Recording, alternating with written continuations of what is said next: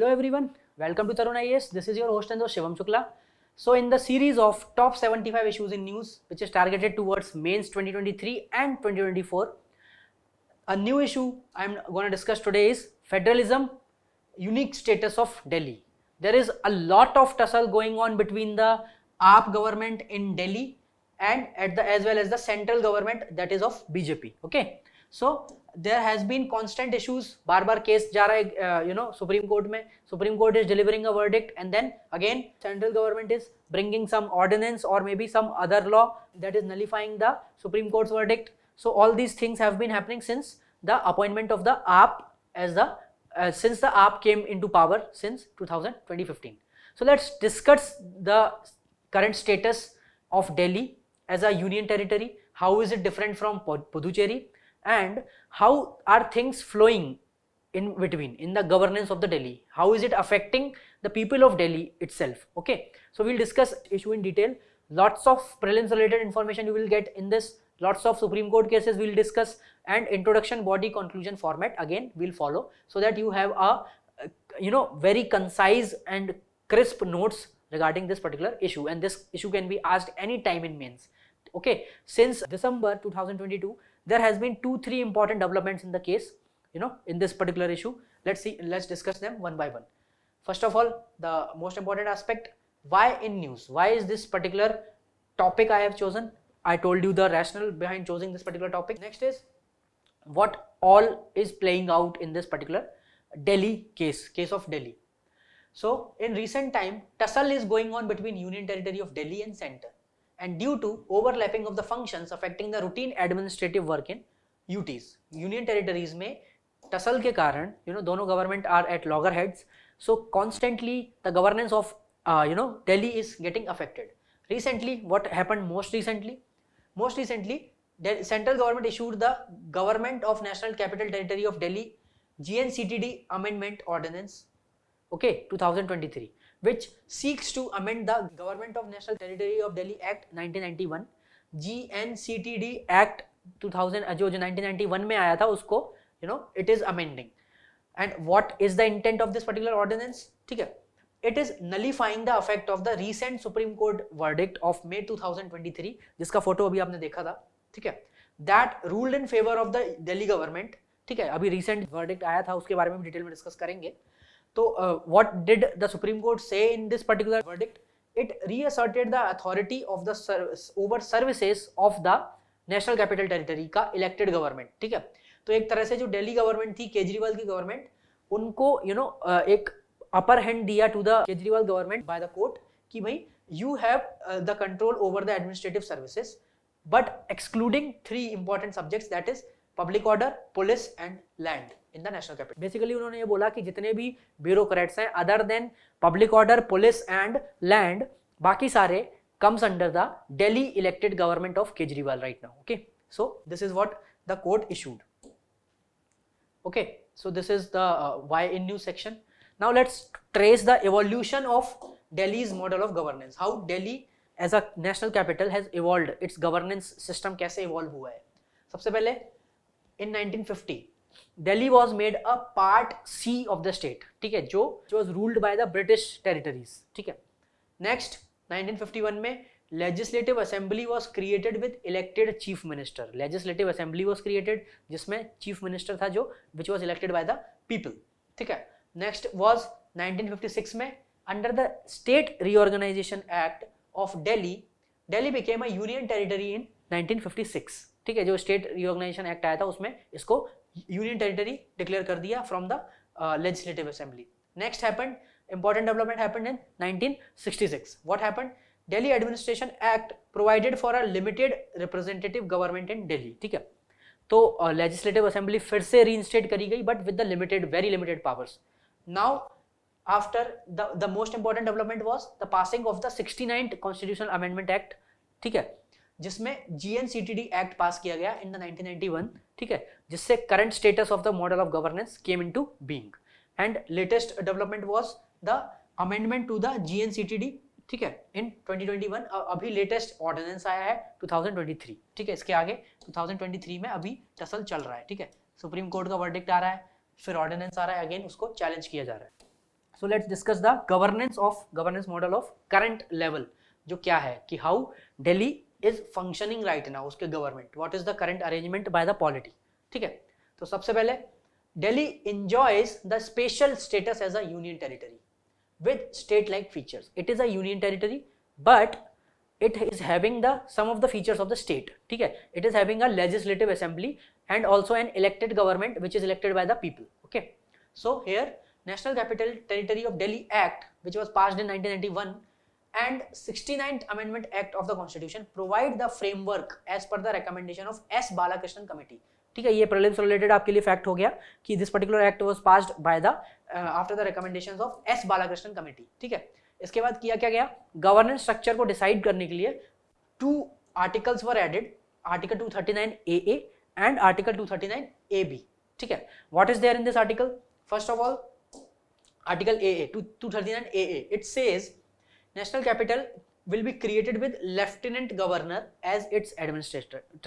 ठीक है, तो यहाँ गवर्नर नहीं है, लेफ्टिनेंट गवर्नर है। ठीक है, तो it is an officer appointed by the central government. Next is legislative assembly empowered to make laws excluding public order, police and land. ठीक है, 3 सब्जेक्ट्स को छोड़ के स्टेट लिस्ट के on rest on other subjects जो elected government of Delhi can create laws on all the subjects। ठीक है, Council of Ministers and Chief Ministers aid and advise LG on empowered matters. Whatever matter is there, LG has to work on aid and advice of the elected government, that is CM and Council of Ministers, except 3 issues, that is public order, police and land.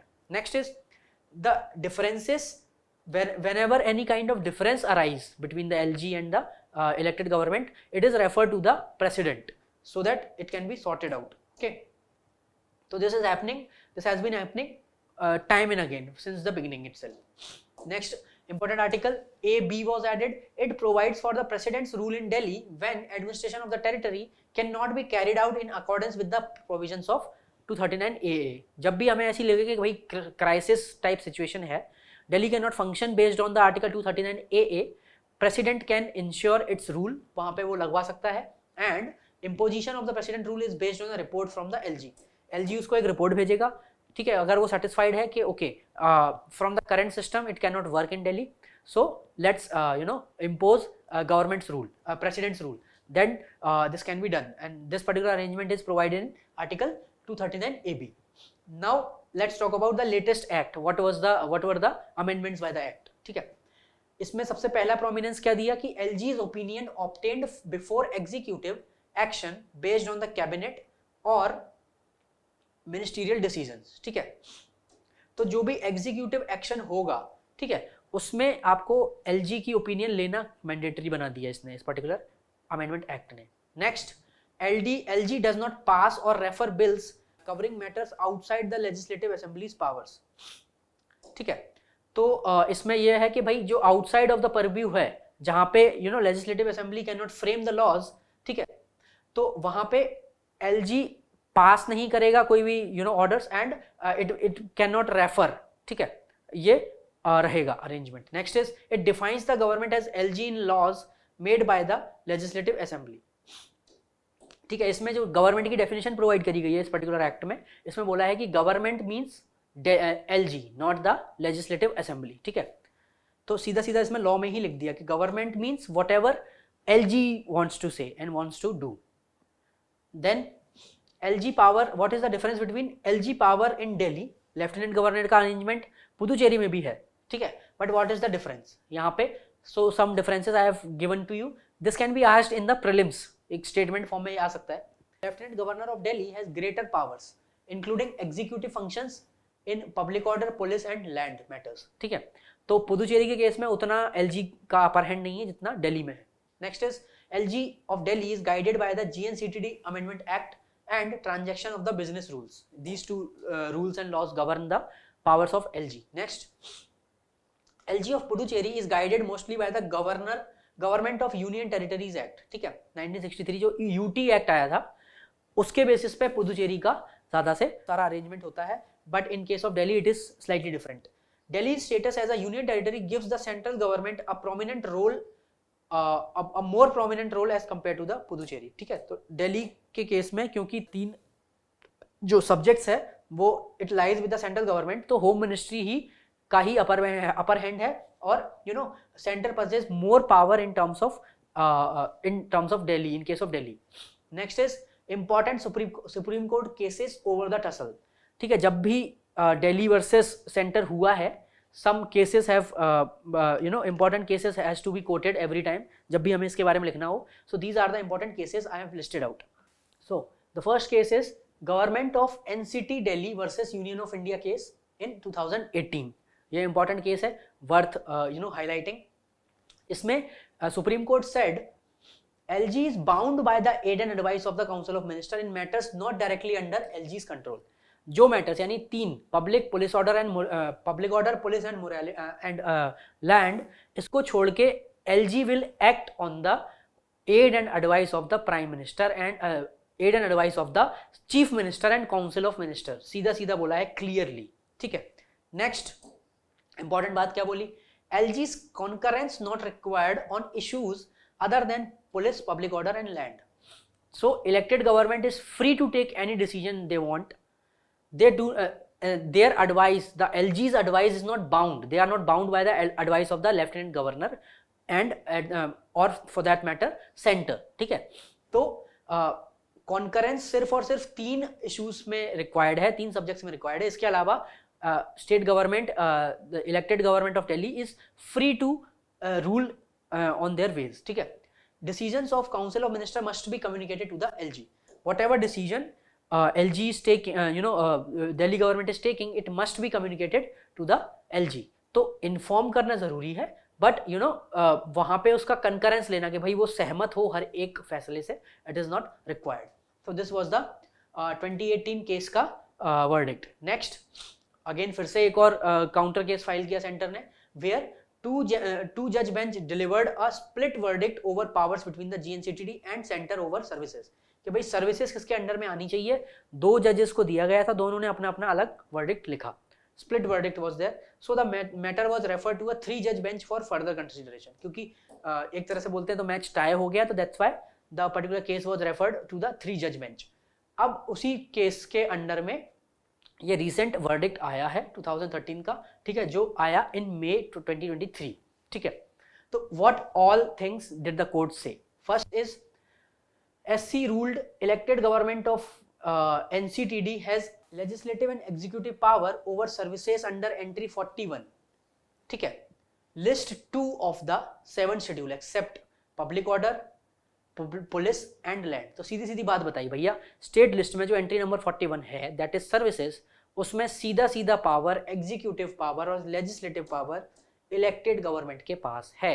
Clearly बोला, except 3 entries they told. First of all, entry number 1 that is public order, second entry number 2 that is police, third that is land, that is entry number 18। this will come under LG or center or MHA। other than this, all the services of the Delhi as a territory will come under the Delhi government elected by the people।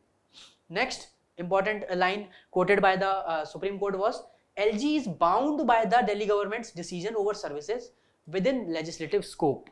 जो भी law making वाले field में जो भी decision लेती है elected government, LG is bound by that particular decision. LG will have to act on the aid and advice other than these 3 issues जो entry number 1, 2 and 18।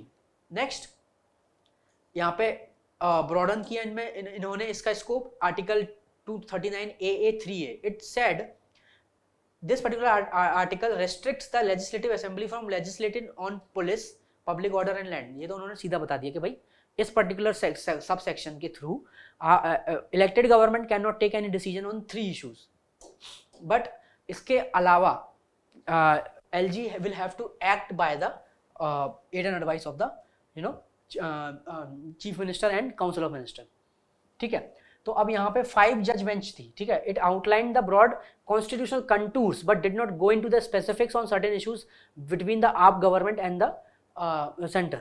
ठीक है, तो यहाँ पे एक तरह से ब्रॉड कॉन्स्टिट्यूशनल गाइडलाइन प्रोवाइड कर दी, फ्रेमवर्क प्रोवाइड कर दिया कि किस कंटूर में आपको काम करना है। ठीक है, तो यहाँ पे फिर अलग अलग वही सारी चीज़ें जो अभी हमने डिस्कस किया, ठीक है। तो इसमें Kejriwal and the AAP government जो रिएक्शंस हैं that is not much important, but definitely ये था कि भाई बाकी सबने वेलकम किया अदर देन द बीजेपी, ठीक है, जो सेंटर पे है, other than everyone welcome the court, courts order. यहाँ पे सोली सोराब जी को you can quote, ex attorney general है, कि it's a good verdict by the supreme court, LG and the Delhi government have to work harmoniously, they can't always have confrontation, ठीक है। तो this you can use as a conclusion also कि भाई harmoniously ultimately work करना है, because you have to govern the state or the territory. So next important lines quoted by the Supreme Court were, broader interpretation grants exclusive executive power over services to the government of NCTD. सीधी बात है, services पे सारा power elected government को है, सीधा बोल दिया। LG bound by the advice, ठीक है, except these three. Indian federalism is not unitary. ये एक इंपॉर्टेंट कोट है जो बोला है। Expanding union powers contradicts constitutional scheme. अगर यूनियन अपना पावर ज़्यादा एक्सपेंड करने की कोशिश करता है, यूनिटरी बोल देता है। यहाँ पे क्या हुआ था कि सेंटर ने स्टैंड लिया था कि Indian constitution is a unitary constitution, that's why we want to rule Delhi and will not let elected government, उसको हम ज़्यादा स्कोप नहीं छोड़ेंगे। This was the stand, that's why to answer this, to counter this, court said Indian federalism is not unitary, whatever you are doing, if it contradicts the constitutional scheme, you will have to be answerable, ठीक है। Now another important quote which is often quoted, this particular keyword, principle of triple chain of accountability has to be emphasized for elected government's control, ठीक है। तो जो भी elected government आ रही है उसको triple chain of accountability maintain रखना पड़ेगा। and what is this triple chain of accountability is political, administrative and public accountability। अगर इसको मेंटेन रखना है, because it is an elected government, elected democratic government, उसका भी it must have a say, ठीक है, it must have those powers which are accorded by the constitution. तो ये रहना चाहिए। तो principle of triple chain of accountability रहना चाहिए तीनों लेवल पे, on the political level, on the administrative level as well as on the public accountability level. And another quote was, principle of collective responsibility extends to the officer reporting to the minister. All those minister who do not want to report to the state government, ठीक है, they are considering themselves more responsible to the center or to the LG, यहाँ पे वो सीधा बोल रहे हैं कि भाई principle of collective responsibility power देता है काउंसिल ऑफ मिनिस्टर्स को कि आप मतलब you as a bureaucrat officer जो हो, they should report to the minister and not to the centre, ठीक है, in this case. So this is all about the verdict of 2023 of May 2023. Now this particular, to counter this particular verdict and to nullify the Supreme Court's latest verdict, central government has brought this particular amendment of amendment ordinance, that is National Capital Territory of Delhi Amendment Ordinance 2023, ठीक है, to counter and nullify the Supreme Court's order, ठीक है।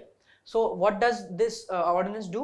It amends the GNCTD Act of 1991 and it says effectively nullifies the above Supreme Court verdict and restricts the power of Delhi Legislative Assembly to legislate on services in the state list, including appointments, transfers and vigilance of Delhi government employees. सीधा सीधा रोक दिया उसने कि भाई ना तो आप अपॉइंटमेंट कर पाओगे, दिल्ली गवर्नमेंट इलेक्टेड गवर्नमेंट सीधे सीधे ट्रांसफर भी नहीं कर पाएगा और ना ही विजिलेंस कर पाएगा। तो तीनों ही चीजें आपने छीन ली, तो फिर कोई ब्यूरोक्रेट आपके अंडर काम क्यों करेगा, ठीक है। It establishes the national capital civil services authority instead of putting all the powers in the Delhi government's hand, they have come up with this new concept called national capital civil services authority, ठीक है। This would be headed by the chief minister and the chief secretary and principal home secretary of Delhi, यानी home secretary जो है, home ministry में जो secretary हैं वो, and chief secretary which is also responsible to again center and chief minister। तो एक तरह से majority of उन्होंने center बना दिया इस particular committee में भी। as its other two members, it will make recommendation on transfer, posting and vigilance of the group A and Dainik services in Delhi, ठीक है। तो virtually सारी powers उन्होंने state government से छीन ली, क्योंकि majority बना दी, कहने को symbolic हो गया कि भाई CM है committee में, but उसको कोई पावर ही नहीं है, he cannot decide on this particular issue। LG has expanded discretionary powers including authority over transfers and appointments of bureaucrats in Delhi to approve or return recommendation from the NCCSA. Even if NCCSA जो बनाती भी है, जो भी appointments recommend करती है, उसको भी वापस या तो अप्रूव कर सकता है या रिटर्न भी कर सकता है LG. तो LG को एक तरह से एब्सोल्यूट पावर प्रोवाइड कर दिया इस ऑर्डिनेंस ने. LG's decision will be final in case of differences with the NCSSA. तो जो भी रिक्रूटमेंट, ट्रांसफर, पोस्टिंग, विजिलेंस जो भी हो रहा है, सबके केस में LG has the final say, and LG means center, Ministry of Home Affairs basically. So it's like the center wants to make elected government of Delhi truly dysfunctional. All the powers actually lying in the Ministry of Home Affairs. ठीक है. So there must be some arguments against this particular ordinance. ठीक है. तो these are the important points which I am going to discuss. First is constitutional violation. सीधा सीधा इस particular ordinance को challenge किया है आपने इन सुप्रीम कोर्ट. ठीक है. तो ये लड़ाई लंबी चलने वाली है. तो this is going to be a long issue. ठीक है, लॉन्ग बैटल. ठीक है, क्योंकि कुछ ना कुछ आता रहेगा, ऑर्डिनेंस होता रहेगा. तो for right now this particular ordinance has been challenged on the basis of constitutional violations. This say जिस पार्टी ने जो पिटीशन फाइल की है आपने, they say the ordinance violates the Supreme Court's judgment as well as the Article 239AA of the Constitution. सीधी बात है, क्योंकि उसमें 3 आपने जो स्पेसिफाई करे हैं सब्जेक्ट, उसके अलावा भी आपने सारी पावर्स एक कमिटी में रख दी. ठीक है. तो you are undermining the triple chain of accountability as well as the core principles of representative government. आपने गवर्नमेंट को, इलेक्टेड गवर्नमेंट को फंक्शनल छोड़ा ही नहीं. ठीक है. It expands the scope of accepted matter without a constitutional amendment. ठीक है.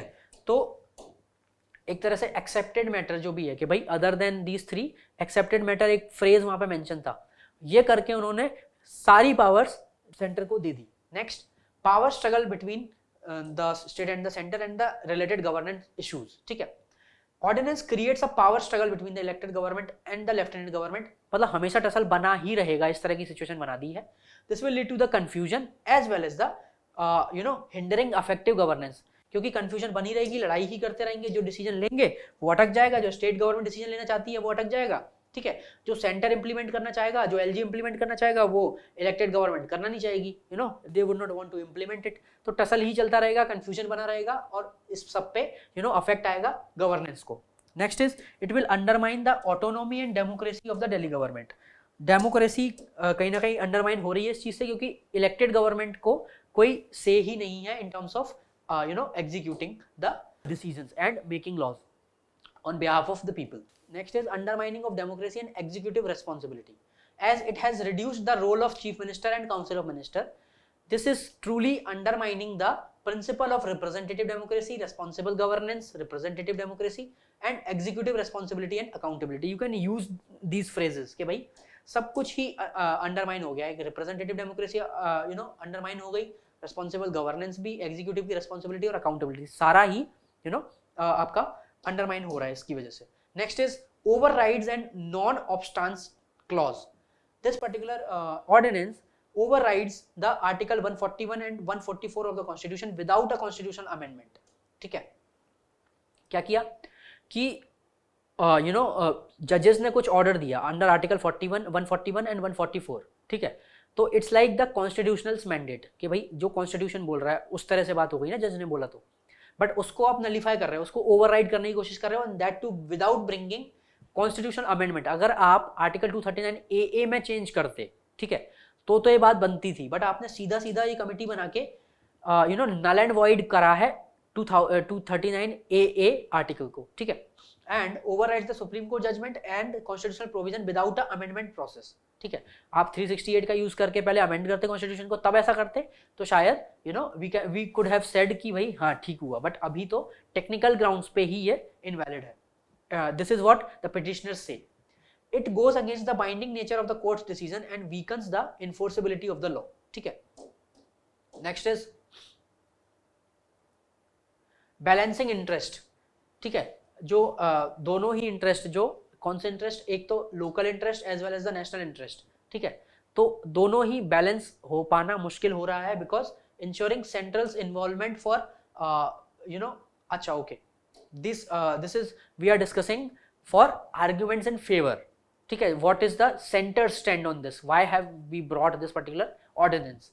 तो वो पहली आर्ग्यूमेंट दे रहे हैं कि this is kind of balancing the local as well as the national interest at the same time because Delhi is a complex territory, ठीक है, वहाँ पे सेंटर का भी पूरा से है, सारा गवर्नेंस सेंटर का भी वहाँ पे हैंडल हो रहा है, तो this is kind of complex complicated, that's why they want to maintain a balance between local and the national interest ensuring centre's involvement for public order and development. तो they are saying कि भाई development करना है इसलिए हम ये law लाए हैं। Next is constitutional validity, ordinance aligns with the 239 AA and AB respecting Delhi's special status and does not violate the Supreme Court's judgment। ऐसा सेंटर का व्यू है कि भाई कोई वायलेशन नहीं है इस केस में। Next is scope of review, ordinance addresses overlooked aspect, streamlines administration and offers an opportunity for the supreme court's reconsideration.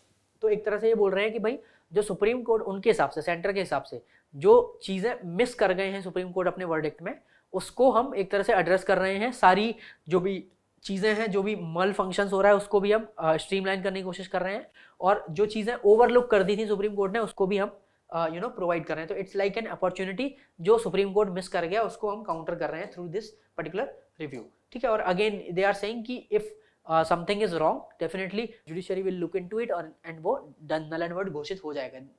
It means कि they are ready for one more tussle, ठीक है।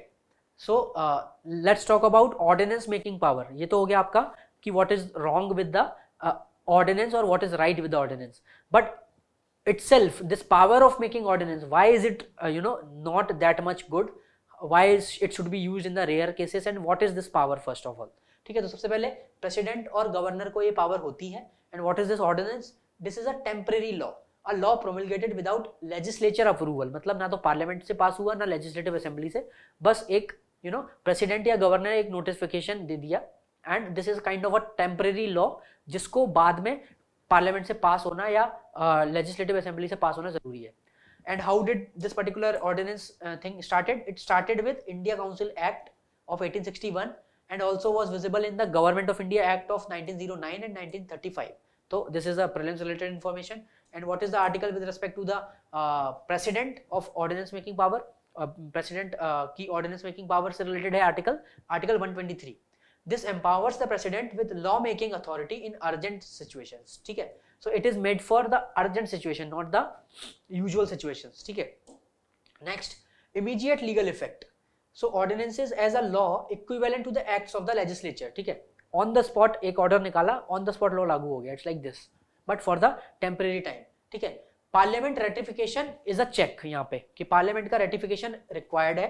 एक बार आपने ordinance लिया है, जैसे ही next session आएगा आपको अप्रूवल लेना पड़ेगा from the parliament within 6 weeks, 6 week के अंदर अंदर आपको इसका अप्रूवल लेना पड़ेगा, वरना वो ऑर्डिनेंस लैप्स हो जाएगा, ठीक है। Next is limited validity period, what is the maximum duration, आप कितने दिन तक इसको कंटिन्यू कर सकते हो, 6 मंथ्स एंड 6 वीक टोटल, ठीक है। क्योंकि नेक्स्ट सेशन अगर 6 महीने बाद हो रहा है तो 6 months and 6 weeks is the maximum time जब तक एक ऑर्डिनेंस वैलिड रह सकता है। स्टेट लेवल के लिए गवर्नर इशू करता है ऑर्डिनेंस एंड आर्टिकल इज 213, ठीक है। What is the resolution timing of the conflicts, it is the priority given to the latter session, ठीक है। जो भी सेशन में जो सबसे बाद वाला सेशन आया उधर पे प्रायोरिटी होती है। Next is governor requires president's reference in specific cases, ठीक है। हर केस पे गवर्नर फ्रीली ऑर्डिनेंस नहीं ला सकता, किसी किसी केस में प्रेसिडेंट का रेफरेंस जरूरी होता है। तो यहाँ पे these are the important ordinance making से रिलेटेड एस्पेक्ट्स हो गए, static aspects. And what are the advantages, किस काम आते हैं ये, ठीक है। What are the benefits of this particular things, quick and effective action लेना हो अर्जेंट मैटर्स में, जैसे पैंडेमिक आ गया था, कोई पर्टिकुलर लॉ की जरूरत पड़ी तो हमने अर्जेंट बेसिस पे लॉ पास कर दिया क्योंकि अभी पार्लियामेंट असेंबल नहीं हो सकता। Next is policy implementation without legislative hurdles, कई बार ऐसा होता है कि भाई पहले लॉ लाएंगे तभी चीजें हो पाएंगी, तो इस चीज को अवॉइड करने के लिए कि भाई अभी इमीडिएट एक्शन रिक्वायर्ड है, अगेन पॉलिसी इंप्लीमेंटेशन जल्दी हो जाएगा विदाउट लेजिस्लेटिव हर्डल नहीं आएगा कि भाई पहले पार्लियामेंट से पास कराओ तभी ये चीज हो सकती है। Next is provides legal certainty and clarity, कई बार ऐसा होता है कि भाई हमारा लीगल प्रोसेस स्लो चलता है ना, काफी सारे सिस्टम्स, चेक्स एंड बैलेंसेस हैं, ठीक है। पार्लियामेंट कब लगेगी, एक कन्वेंशंस हैं, तो उसको अवॉइड करने के लिए, लीगल सर्टेनिटी लाने के लिए कई बार ये चीज करना पड़ता है। Next is reflects executive responsiveness and accountability, ठीक है। it shows कि executive is responsive enough and can cater to the crisis situations because they have this power in hand. Issues with the ordinance making. What are the issues? Issues ज़्यादा हैं rather than positive से ज़्यादा issues हैं because आप parliament को bypass कर रहे हो इस चीज़ में, है ना, जो पीपल्स हाउस है. Next is, so what are the important issues? First is over use. ठीक है, ordinance is a temporary power that should be use in exceptional circumstances, but यहाँ पे इमरजेंसी छोड़ के डेली बेसिस पे रेगुलर बेसिस पे इसका ऑर्डिनेंस पास किए जाते हैं, दैट इज फ्रिक्वेंटली यूज. तो ओवर यूज हो रहा है. ठीक है, जो इंटेंट था वो कहीं ना कहीं पीछे जा रहा है. Separation of power, executive making laws undermines the principle. Separation of power कहीं ना कहीं वायलेट हो रहा है बिकॉज लॉ बनाने का काम लेजिस्लेचर का है but not of the executive और प्रेसिडेंट और governor. So this is undermines the separation of power. Lack of clarity, ambiguity in defining emergency situation and the necessity. ठीक है, there is these two phrases are mentioned in the article 123 and 213 कि emergency situations में लेके आएंगे या फिर necessity जब भी होगी लेके आएंगे ordinance. तो this is very vaguely defined. तो कभी भी कुछ भी सेंटर या स्टेट ला सकता है नया ऑर्डिनेंस. तो यहाँ पे ये क्लियरली डिफाइंड होना चाहिए. That's why it is criticized. Lack of accountability, it bypasses the legislative scrutiny and hampers the parliament's function. तो सीधी बात है, मतलब पार्लियामेंट में पूरा डिबेट डिस्कशन होता है, एक प्रॉपर उसके प्रोज एंड कॉन्स में जाते हैं, then a law comes out. Okay, but यहाँ पे आप अकाउंटेबिलिटी ही नहीं सेट कर रहे एंड बस लॉ लेके आ जा रहे हो. Is it affecting the fundamental rights और maybe the socio economic justice principle of the constitution? ये सब चीज़ें आप लुकआउट कर रहे हो कि नहीं कर रहे. ठीक है. And next is central state conflicts. ठीक है, ऑर्डिनेंस पावर, जैसे दिल्ली के केस में ये ऑर्डिनेंस लाया गया तो स्टेट को मतलब नीचा दिखाने के लिए कि भाई we are the big brother, ये चीज़ें कई बार होती हैं. इट डिस्प्यूट्स अराइज हो जाते हैं just because of these ordinances between the states. ठीक है, जैसे अभी दिल्ली के केस में हो रहा है कि governance is becoming the second priority. Next, it bypasses the democratic process and reduces the oversight. इस पर हम बात कर चुके हैं. सेपरेशन ऑफ पावर्स पे बात कर चुके हैं. It creates legal instability as temporary and changeable. ठीक है, ऑर्डिनेंस आ गया, ठीक है, आप ले भी आए क्राइसिस सिचुएशन को हायर करने के बाद, वो 3 महीने बाद या 6 महीने बाद वापस से चला जाएगा. तो देयर इज, जो आपने लीगलिटी सर्टेनिटी वाली बात बोली थी, that is not certain enough. ठीक है, क्योंकि 6 महीने बाद कोई श्योर नहीं है. अभी आपने पर्टिकुलर लॉ ले आया, ठीक है, 6 महीने बाद वो चला जाएगा, फिर व्हाट विल आई डू, जिस पर्टिकुलर मोटिव के लिए आप लॉ लेके आए हो. Next, it has the potential for misuse and lack of public scrutiny or debate.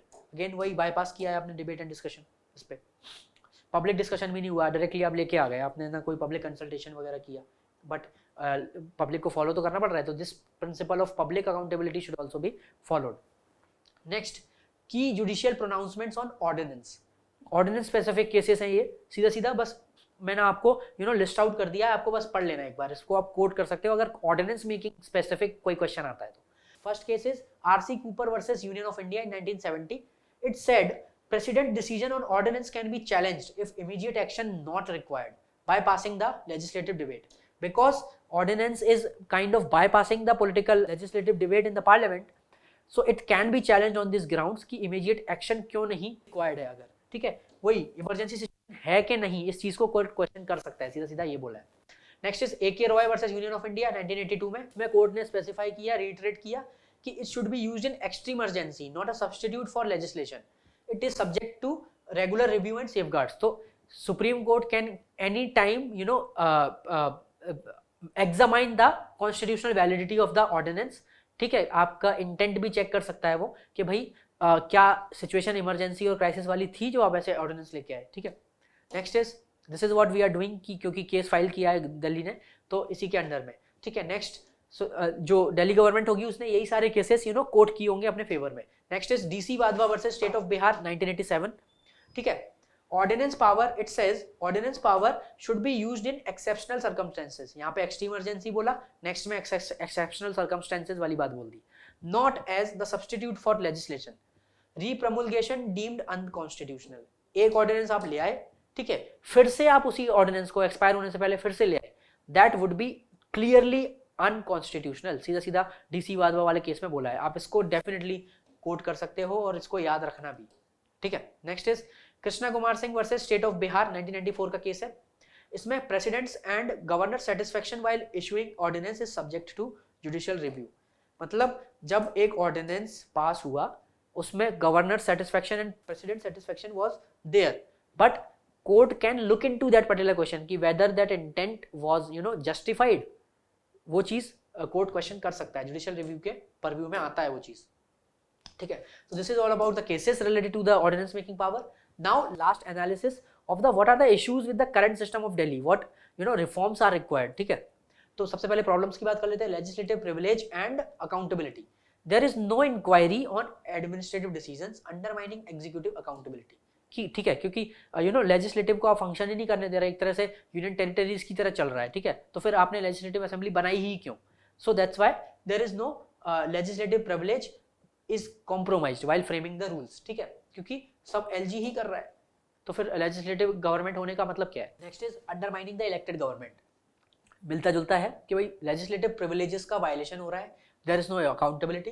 Next is आप डेमोक्रेसी को अंडरमाइन कर रहे हो because LG is not obligated to implement laws or followed as a direction from the assembly, जबकि supreme court ने directly बोला कि other than the 3 cases आपको सुनना ही पड़ेगा काउंसिल ऑफ मिनिस्टर्स का। Next is concentration of power and lack of cooperative federalism, ये भी वायलेट हो रहा है। गवर्नमेंट इतना बात करती है कि competitive and cooperative federalism, but आप पावर ही देना नहीं चाह रहे, आप ऑटोनॉमी ही नहीं देना चाह रहे, even in the services, basic services में भी आप यू वांट टू इंटरफेयर, ठीक है। सो LG empowered as the government under the GNCTD Act, जो लेटेस्ट एक्ट आया था उसमें गवर्नमेंट मतलब सीधा बोल दिया उन्होंने LG।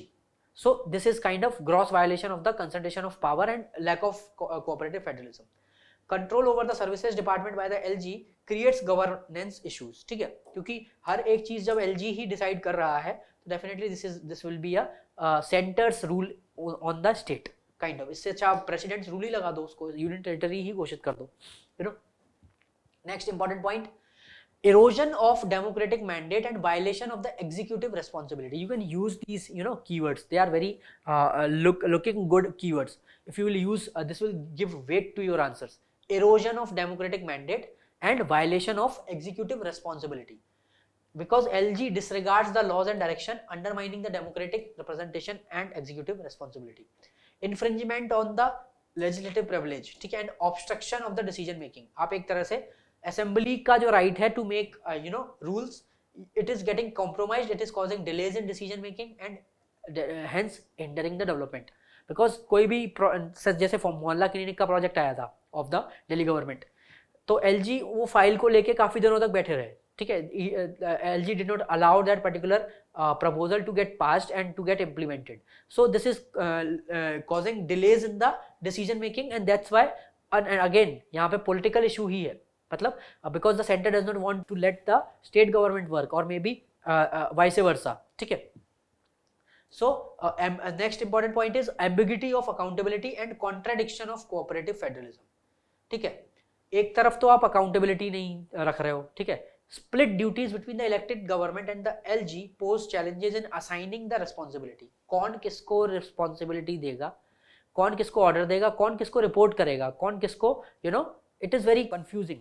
तो यहाँ पे वो चीज हो रही है कि भाई कोऑपरेटिव फेडरलिज्म भी कॉन्ट्रडिक्ट हो रहा है, इसके साथ साथ अकाउंटेबिलिटी भी एम्बिगस हो गई कि भाई मेरी अकाउंटेबिलिटी है किसकी तरफ।